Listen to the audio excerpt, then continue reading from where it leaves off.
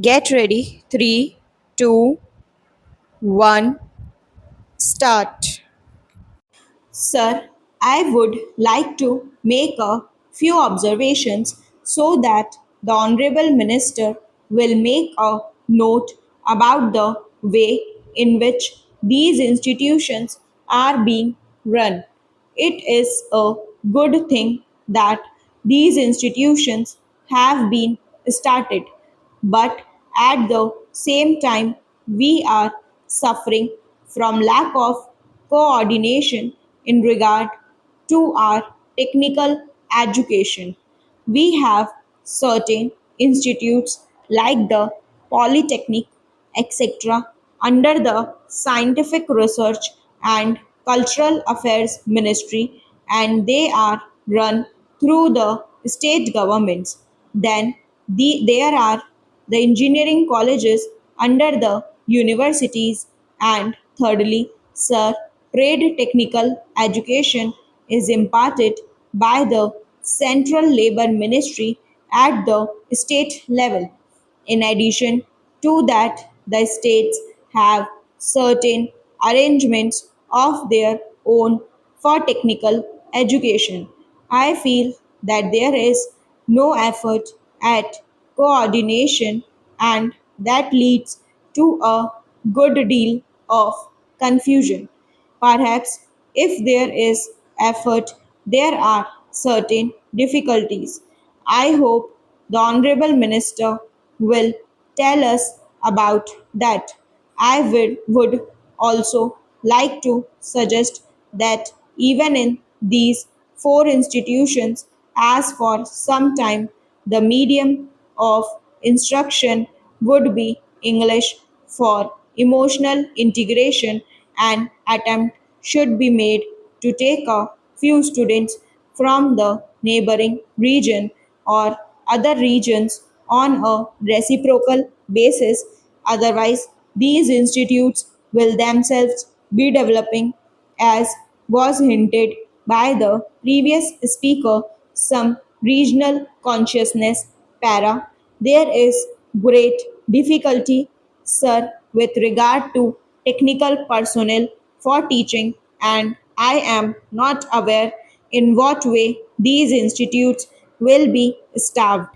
Perhaps some foreigners will be brought in, but at the same time, with the arrangements existing at present for taking technical help from different countries, Russia, UK, USA, and Germany, I do not know whether there will be special courses provided in these institutes for the teaching staff from those different countries. What arrangements there are, one does not know.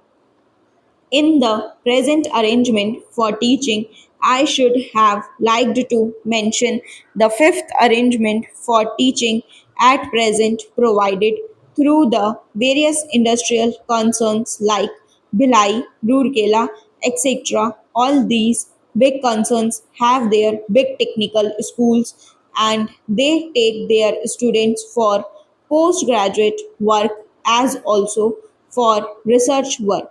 What will therefore happen with regard to the standard is a question. Sir, we are not at all sure in our country about the correct use of terms. I would, for instance, mention here the word polytechnic para.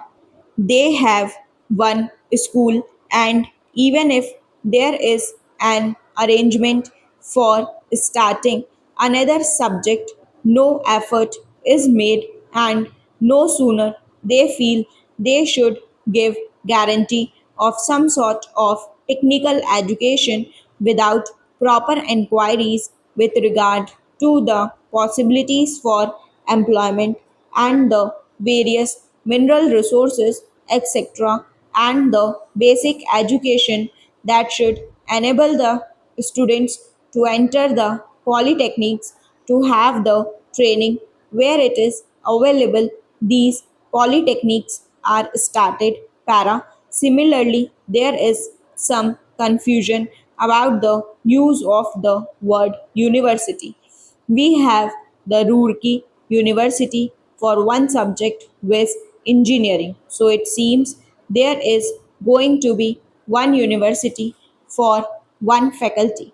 We have one music university also in Madhya Pradesh.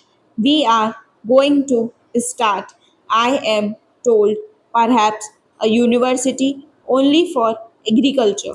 So, if these institutes are there, which term seems to be really the appropriate work in place of these one faculty university, I think the Honorable Minister should take the initiative in determining what should be the exact connotation of these terms.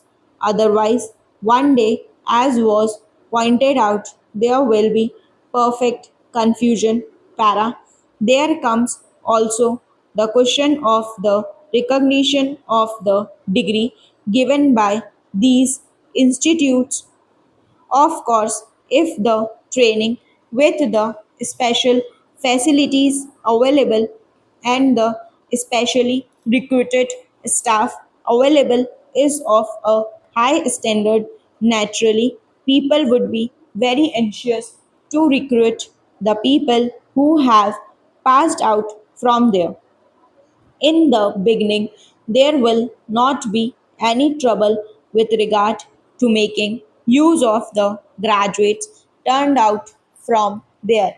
But the question of recognition has to be decided on certain principles, and those principles should be laid down and followed from the beginning. Para.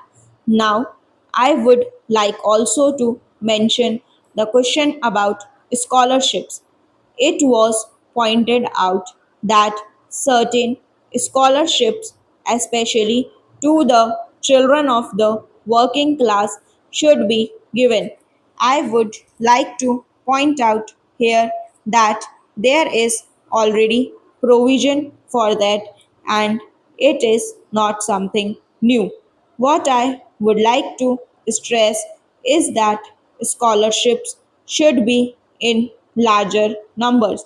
The scholarships do not seem to be adequate for the rising standard of living and the cost of living. The scholarships that are given do not meet half the need. There is yet another matter which the Honorable Minister is the proper person to inquire about, and that is the merit scholarships that are available in different states to students for technical subjects or to other students who pass with very high marks are not given by the states if they read outside the state stop.